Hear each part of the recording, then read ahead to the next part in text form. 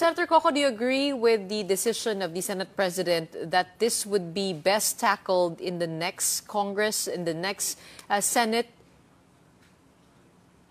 Initially, I saw the sense in the argument of the Senate President that before the Senate can convene as an impeachment court, we have to formally transform the Senate into a court. So we have to formally do that in a session. So I think that statement makes sense. Correct. Therefore, go ahead. Therefore, the idea of calling the Congress, not only the Senate, but the Congress into a special session so that can be done by the Senate also makes sense. Hindi ba? Kasi kailangan daw ng session before we can convene as a court. So, and then what is the remedy? A special session can be called. Kaya nga ang idea ko, if the President will call for a special session, lagyan na rin natin ng legislative matters para gumalaw yung ibang renash namin. Kasi masyadong na-rush yung iba eh. So we will be given more time as far as legislative matters are concerned, and then we can formally convene, make the necessary, adopt the necessary resolutions to formally convene as an impeachment court. So that the process, it's a long process kasi of filing an answer, filing a reply. That is a time-consuming process. Maumpisahan na po yun. Ayun nga rin po yung isang thought, no, kung mag-special session, it has to be tatawagin ito ng presidente at dapat legislative yung matter. But I was listening to an interview of former Associate Justice Tony Carpio. Ang sabi nga niya, pwede naman siya mag-call on a legislative matter and then, as you said, no, pwede nga mag-convene na rin as an impeachment court. But earlier, I also heard an ambush interview with the Senator Joel Villanueva. Sabi niya parang, it will really take time. So kung gusto nilang madaliin ito ay hindi talaga kaya because as you said, maraming preparasyon, wala pang ang kulay ng robe, etc. etc. In your opinion, no, as part of the minority, meron ba kayong role, kumbaga? Meron ba kayong space to air your views on this since two lang kayo in the minority ni Senator Risa? Well, dawa ko na yung role ko because I released a statement, diba? And I think the media have covered it. Nasabi ko, I am open to the President calling for a special session, and then a suggestion ko to make it a more relevant session. We add the legislative matters that we rushed para naman mabalikan namin. We can review what we did, and then we can now start these impeachment proceedings by convening as a court, and then even if the special session is adjourned, may sariling buhay na po yung impeachment court, may sariling calendar na po yan. So hindi na yan the Senate is in session as a legislative body, but the impeachment court is in session. So gagawa na kami ng sariling calendar. But agree ako kay Senate President na we need to be in session as a Senate before we can say na ang suot na namin ngayon is yung pangalawang sombrero na namin as an impeachment court. We have to do that. We have to do that formal transition. But Senator, what would you have to say to House members who are stepping up the pressure on the upper chamber at the moment? Every day, it seems we get statements. Today, for instance, the so-called young guns composed of Zamora, Bongalon, Ortega, Conjun issued a statement saying, you know, justice delayed is justice denied. We also have statements from Makabayan saying, well, now the ball is in the Senate's court. They've done their job. Bilisan nyo naman daw. What do you have to say to this? Hindi ko na sila aawayin kasi I understand kasi prosecutor sila. So talagang na sila, they are taking an adverse position against the official impeached. I understand that. Kami naman, I hope they understand that we have to do things formally, and with my latest suggestion nga, they should be convinced that the Senate or some Senate members are looking for ways to do this legally so that the impeachment court can convene legally and in accordance with the rules. Yung wala airtight ba, walang butas, walang constitutional question. So that's what we're doing. So I know, siyempre I understand, prosecutors na sila eh, adversarial na sila eh. Doon sa person impeached. Pero dahan-dahan din sila, dahan-dahan, reminder na lang ito, you do not unnecessarily criticize or attack the body which will decide your case, hindi ba? So, relax lang din sila. Correct. Okay. Senator, this special session that could be requested, should it emanate from the President's office or could it emanate from the Senate itself? And what happens if, for example, some members of the Senate do not agree to having a special session? Do you need to have a quorum?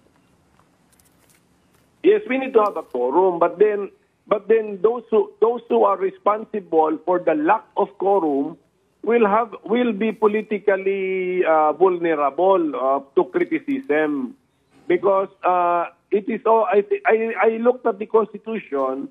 It is the power of the President to call for a special session. So, judgment call ni Presidente yan. Ang suggestion ko lang ulitin ko yung suggestion ko, meron tayong improvement. Lagyan niya ng mga batas na mga binilisan namin para mabalikan namin ulit, ma-review namin yung mga yun. Tapos, para kung meron ng mga bicameral conference committee na nangyari in between, pwede na naming ma-ratify yung mga BICAM reports doon sa special session na yon. Ang sabi kasi ng Presidente sa kanyang press briefing kahapon, he is open daw, kung mag-request daw ang Senado ng special session, then he will think about it. But I was just wondering, Sen Coco, since you are one of the lawyers in the Senate right now, I think you're only 4 or 5 off the top of my head. Five of us. Five of you. Yeah, 5 of us, yes. I wonder if you also looked into the provision, or is there anything in the... I know it's not clear in the Constitution whether or not this can cross over from the 19th Congress to the 20th Congress as being proposed right now. No preparations done by the 19th, the actual trial proper by the 20th. There has been 2 views on that as we have asked many legal minds. What is your opinion? Pwede ba o hindi? Pwedeng manahin kung pwede bang manahin ng Senate of the 20th Congress ang trial na nag-umpisa sa Senate of the 19th Congress. Correct. Yes, ang opinion ko is yes, pwede. Kasi it is the Senate eh. So, and this is a non-legislative function of the Senate. So kung nagre-reset yung mga legislative matters, hindi automatic na magre-reset yung mga non-legislative matters. Okay. So and then ang analogy natin dito is a court, impeachment court. Sa court naman, if you change a judge, hindi naman ibig sabihin nun we have to refile everything. Pero so if we may nakita yes, po ako sa Senate rules. Sabi po dito, rule, ano ba ito? On unfinished business, that all pending matters and proceedings shall terminate upon the expiration of one Congress, but may be taken by the succeeding Congress as if present for the first time. Unfinished business at the end of the session shall be taken up at the next session in the same status. So medyo magulo po. That's the rules of procedure of the Senate yan as a legislative body. Kaya nga meron din kaming rules on impeachment. Meron kaming ganun eh. So separate po yan. Kaya nga ulitin ko siguro ang kailangan lang natin ma-emphasize, non-legislative function or responsibility ito ng Senado. Right. In that case, though, sino po yung gagawa ng rules? Kasi with every new impeachment trial, you guys have to sit down in plenary, I think, and decide on the rules for that impeachment trial. So dapat ba yung 19th o yung 20th yung magde-determine nun? Kung sino nag-umpisa.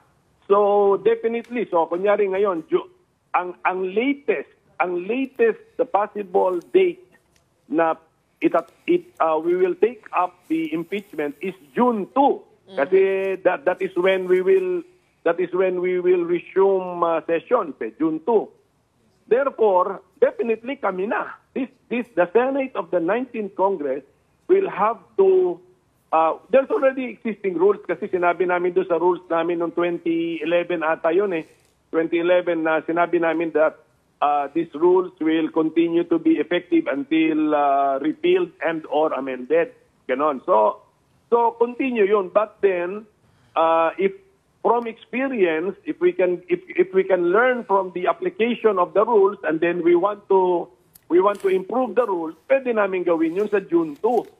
Pero mag-draft na kami ngayon. Itong 3 months na delay or 3 months na lull, pwede nang i-review yung rules. But it will definitely be the Senate of the 19th Congress which will have to pass amended rules if we want to. Ngayon, pagdating ng 20th Congress, pwede rin nilang i-amend pa rin yung rules. Siyempre, power ng court yan Talking about adjourned, Sen. Coco, Senate is of course adjourned at the moment. I wonder, have you had discussions with your colleagues about this complaint, about this case? And paano po kayo nag-uusap? Wala pa kasi nagkanya-kanyang schedule na kami. I'm sure yung mga re-electionists nagka-campaign na. And of course, we need to study. Ako nga, I have not yet studied the 7 articles of the impeachment complaint. So that is the first thing that we have to do. We have to study with our own legal staff the impeachment complaint. So at the moment, there's no wala pang plan to meet at a certain date to talk about it. There's no discussions around that. Nobody's calling for a meeting. Ako as minority leader, I have no right to call for that meeting. Walang mag-a-attend. Kaming dalawa lang ni Risa. so dapat si Senate President ang magtawag niya. Sasabihin niya, all members caucus or all members meeting. So judgment call na rin yan ni Senate President. Okay, Senator Coco, pag ito po ay natuloy sa June 2, alam po natin 2 linggo na lang ang meron kayong panahon. Pati yun parang medyo maikli. Hindi po ba may 10 days si VP Sara to submit her testimony? So, I mean, what's going to happen? What should we expect in those 2 weeks?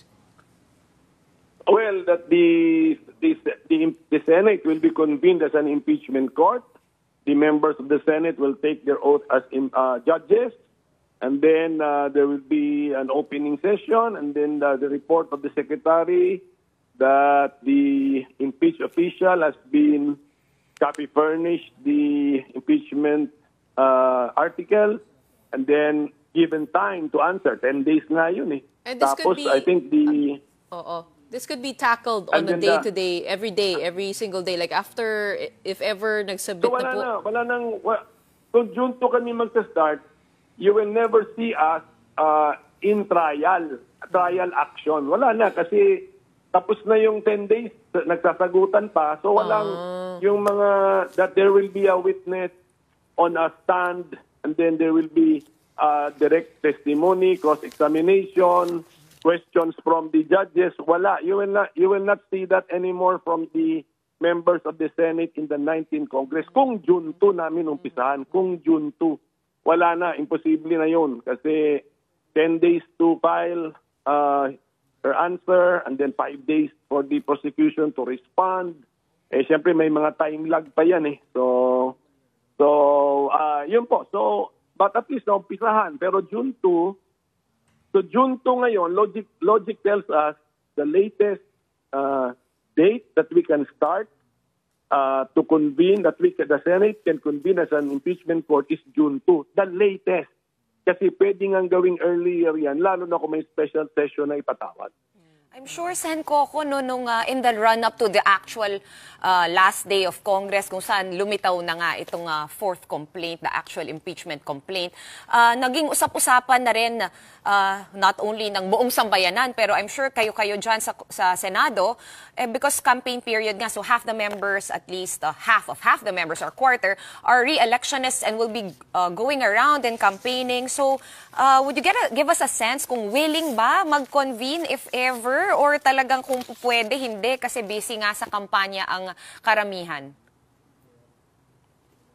Well, hindi ko alam yon. Hindi ko sila na-interview isa-isa. Pero pag magpatawag ang presidente ng special session, it becomes our obligation and duty to attend that special session.